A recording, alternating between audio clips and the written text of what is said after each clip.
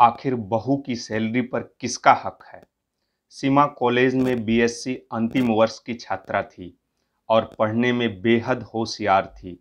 उसका सपना था कि वो कॉलेज में प्रोफेसर बने, लेकिन इसी बीच उसकी दादी की तबीयत बहुत खराब हो गई और उन्होंने अपने बेटे विनोद से कहा कि अपनी आंखों के सामने अपनी पोती का विवाह देखना चाहती हैं और ये उनकी अंतिम इच्छा है। विनोद जी अपनी माँ से बहुत ही प्यार करते थे, इसलिए माँ की बात मान गए और सीमा के लिए लड़के देखना शुरू कर दिए।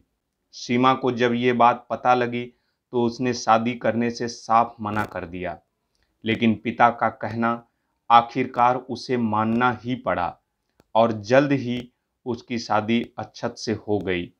अक्षत अच्छे परिवार का लड़का था और बैंक में नौकरी करता था।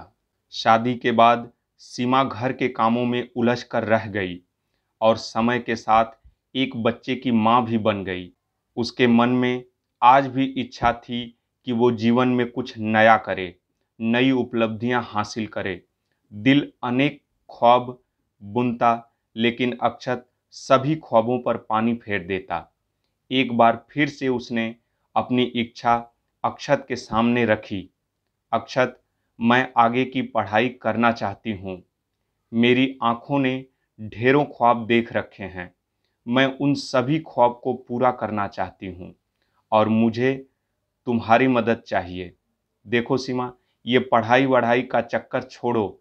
ये सब काम शादी से पहले करने के होते हैं और वैसे भी पढ़ाई करने से क्या होगा, ज़्यादा से ज़्यादा तुम्हारी नौकरी लग जाएगी ना। वो तुम्हें करने की ज़रूरत क्या है, मैं कमा तो रहा हूँ। तुम बस घर पर ऐश से रहो और मज़े करो। अक्षत बोला। किस ऐश की बात करते हो आप? पूरा दिन तो घर के कामों में उलझी रहती हूँ। घर, माँ, बाबूजी और बच्चे के कामों से फुर्सत ही नहीं मिलती। ये आपका वहम है कि मैं घर में ऐश करती हूँ। सीमा ने अपना पक्ष रखा। जब घर के कामों से फुर्सत ही नहीं मिलती तो पढ़ाई कब करोगी? अक्षत बोला।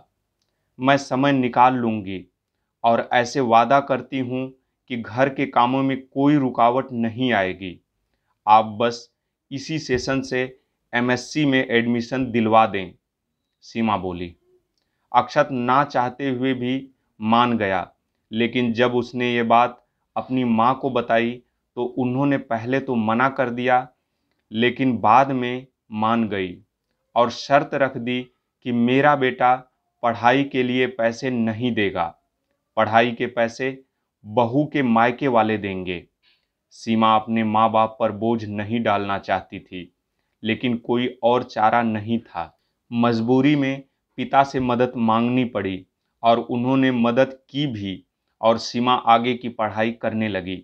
जितना आसान सीमा ने सोचा था, ये सफ़र उससे कहीं ज़्यादा मुश्किल था।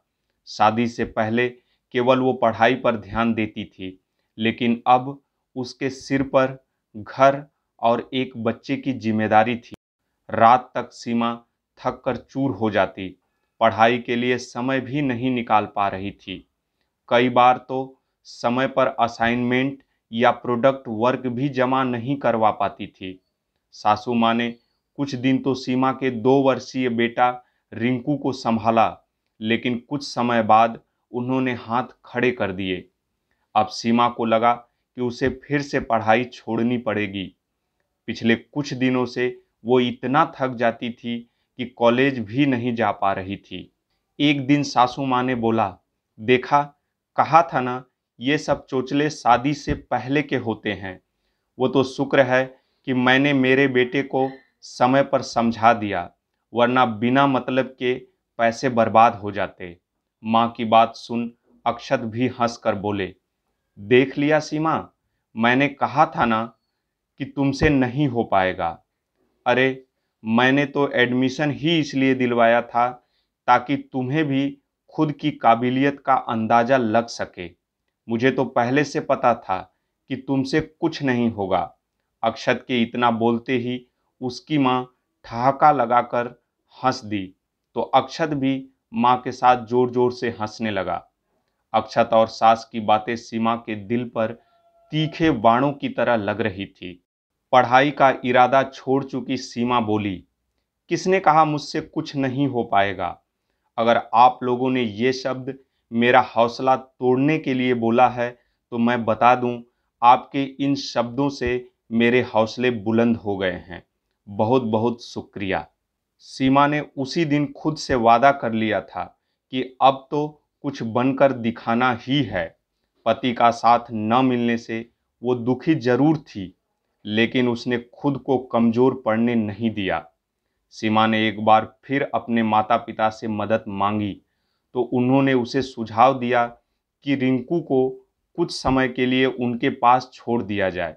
सीमा के लिए ये आसान नहीं था, लेकिन उसे ऐसा करना पड़ा। इसके बाद सीमा ने खूब मेहनत की और उसकी एमएससी पूरी हो गई। उसके बाद भी सीमा मेहनत करती रही और एक दिन उसकी नौकरी कॉलेज में लग गई। आज सीमा को पहली तनख्वाह मिलने वाली थी और घर पर अक्षत और उसकी माँ सीमा का बेताबी से इंतजार भी कर रहे थे। सीमा काफ़ी देर बाद लौटी तो अक्षत ने वजह पूछी। सीमा बोली, सैलरी मम्मी पापा को देने गई थी। क्या तुमने सैलरी घर दे दी? अक्षत बोला। तो सासू माँ भी चालू हो गई। अब ये तुम्हारा घर है सीमा, कब तक मायके के प्रति मोह रखोगी? तुम्हारी सैलरी पर केवल ससुराल वालों का हक है। खबरदार जो आगे से मायके वालों को पैसे दिए। माँ जी, मेरी सैलरी पर पहला हक मेरे माता पिता का है, क्योंकि उन्होंने मेरी उस समय मदद की थी जब आपने मुंह फेर लिया था। याद ही होगा ना, फीस के पैसे भी मुझे पिताजी से लेने पड़े थे और आपने तो रिंकू को भी रखने से मना कर दिया था। और जानबूझकर या अनजाने में आप लोग ने मेरे सामने ऐसी परिस्थिति कई बार पैदा की जिससे परेशान होकर मैंने पढ़ाई छोड़ने का फैसला भी ले लिया था। लेकिन मेरे माता पिता मेरी हिम्मत बनकर मेरे पीछे खड़े रहे। और हाँ, मैं सैलरी देने तो गई थी, लेकिन उन्होंने ली नहीं। लेकिन इसी बहाने आपकी घटिया सोच मेरे सामने आ गई। जैसी आप लोगों की हरकतें हैं, उस हिसाब से तो मुझे ये घर छोड़ देना चाहिए। लेकिन मैं रिंकू को पिता और दादी के प्यार से महरूम नहीं रखना चाहती, इसलिए यहाँ रुकी हूँ। अभी भी समय है, अपना व्यवहार सुधार लें, वरना मैं ये घर छोड़कर चली जाऊंगी। सीमा की बातों ने अक्षत को आईना दिखा दिया और उसे अपनी गलती का एहसास हो गया। उसने आगे बढ़कर सीमा से माफ़ी मांग ली। सासू माँ को भी बहू के साथ किए गए व्यवहार का काफ़ी अफसोस हुआ, इसलिए आगे बढ़कर बहू से माफ़ी मांग ली और बहू से कहा कि बहू, आज से तुम मेरी बहू नहीं, बेटी हो। सीमा ने भी पुरानी बातों को भुलाकर सबको माफ़ कर दिया। धन्यवाद।